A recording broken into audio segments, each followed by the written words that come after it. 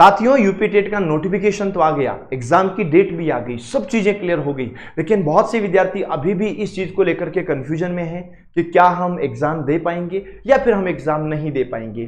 तो मैं आप सभी को बताने वाला हूं कि आखिरकार जो आपका यूपी टेट का जो एग्जाम है वो कौन कौन भाई दे सकता है, कौन पेपर 1 दे सकता है, कौन पेपर 2 दे सकता है। तो मेरे भाइयों इस सेशन को पूरा का पूरा अंत तक देखना। देखो बच्चों, याद रखना, आप अगर 12वीं पास विद्यार्थी हैं तो 12वीं करने के बाद में आपने ग्रेजुएशन तो की ही होगी, आपने कंप्लीट ग्रेजुएशन कर ली।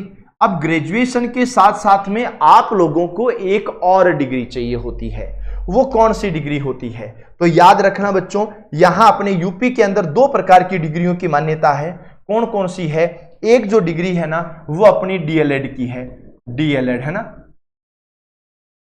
एक अपनी डीएलएड की है और एक है जो बीएड की है। तो एक डीएलएड की डिग्री हो गई और एक जो डिग्री होगी ना वो बच्चों मेरी बात सुनो बीएड की हो गई। ठीक है, ये 2 डिग्रियां हो गई। अब सुनना मेरी बात, जो विद्यार्थी डीएलएड कर चुका है यानी जिसकी डीएलएड कंप्लीट हो गई है, ठीक है, या फिर जो डीएलएड के फाइनल ईयर में है, या तो उसकी डीएलएड कंप्लीट हो गई है या फिर वो डीएलएड के फाइनल ईयर में है, दोनों ही कंडीशन में वो पेपर 1 का एग्जाम भी दे सकता है और वो पेपर 2 का एग्जाम भी दे सकता है, दोनों एग्जाम दे सकता है अगर वो डीएलएड कर चुका है या फिर फाइनल ईयर में है।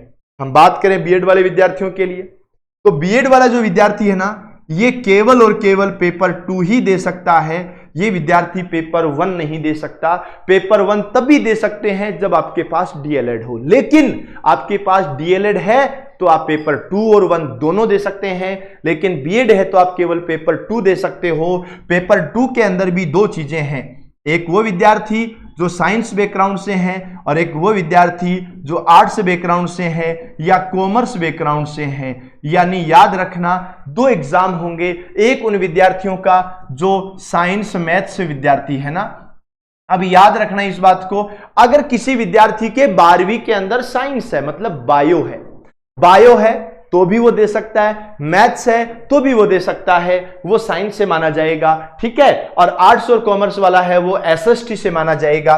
तो इस प्रकार से आपको कंफ्यूज नहीं होना है। और मेरे प्यारे भाइयों, मैथमेटिक्स बिल्कुल 0 लेवल से आपके इसी लक्ष्य क्लासेस सेंट्रल एग्जाम्स के यूट्यूब चैनल पर मैं आप लोगों के लिए लेकर आऊंगा बहुत ही जल्द। बस ये कंफ्यूजन नहीं होना चाहिए, बहुत ही जल्द हमारी कक्षाएं शुरू होने वाली हैं।